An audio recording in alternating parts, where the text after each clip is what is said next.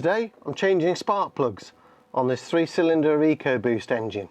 This is a 1.5 EcoBoost as fitted to the Fiesta ST.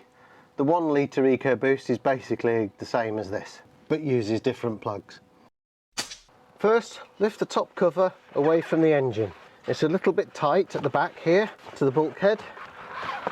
The spark plugs are here, here and here, in between the two cams. To access the number 1 spark plug, we need to lift this valve away from its holder, and with a 10mm socket, just loosen its holder, move it to one side so that we can access the screw that holds the coil in place.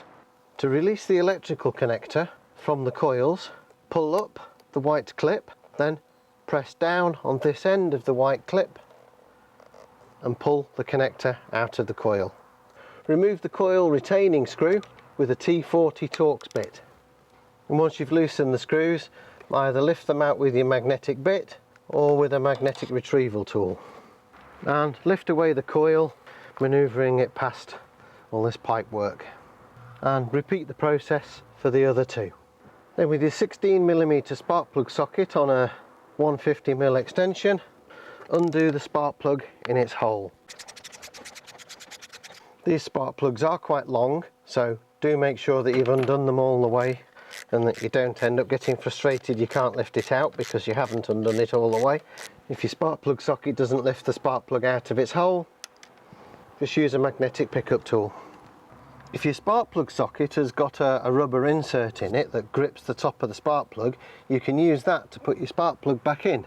But mine has long since disappeared, so I'm using my magnetic pickup tool to put the spark plug down to its hole and then separate it sideways, because of course if you just lift back up you'll pull the spark plug back out with it. Then by hand drop your spark plug spanner onto the plug, wind the plug backwards in the undo direction up to a turn until you can either feel or hear the threads of the plug engage with the threads in the head, and then start to tighten it down by finger. It should wind down easily. Don't put any lubrication of any description on the threads of the spark plug. These are coated with a special coating in manufacturing that prevents them from seizing into an alloy head, so you should have no real trouble getting them out in 36,000 miles time. These spark plugs have a taper seat rather than a crush washer. You may well be used to having fitted spark plugs that have got a crush washer, in which case you would normally add about half a turn once you got it to hand tight. But because these have got a taper seat, use a short ratchet and tighten them down to around about 15 pound-foot, which on a relatively short ratchet handle is quite tight and means you need to pull on this end with about 30 pounds, just decently hand tight. Unfortunately, I've not been able to find out the actual torque specification for these. To aid getting the coils back in, you can put a little WD-40 on the ends of the rubber.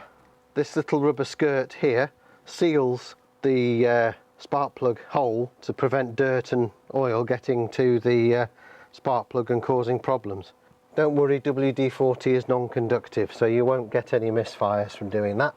Drop the coil into place, line up the screw hole and simply push down into place onto the spark plug. The rubber boot of the coil simply slips over the top of the spark plug and there's a spring inside that makes contact at the top there.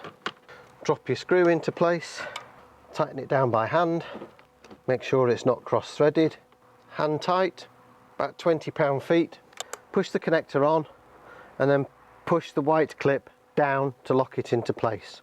Repeat the process on the other two. Don't forget to return this valve bracket to the correct position and retighten the nut. The engine cover sits back down. Just before I press it into place, I like to line it up on the oil filler.